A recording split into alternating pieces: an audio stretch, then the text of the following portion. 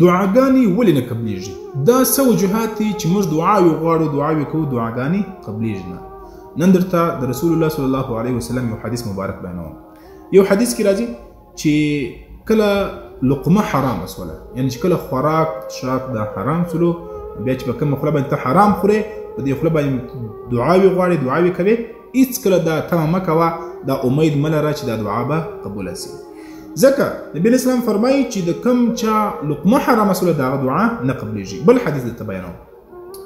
او نبی کریم صلی الله علیه وسلم فرمایي وایي چې کله مسلمان امر بالمعروف نهي عن المنکر پرېږدي، د ښو کارو حکم او د بدو کارو څخه څوک راګرځول منع کول دا پرېږدي، نبی اسلام فرمایي وایي زما دې په الله قسم وي چې پر تاسې باندې بیا عذابونه راځي او چې کومه دعا تاسې غواړئ دعاګانې بس تاسو نه قبلیږي.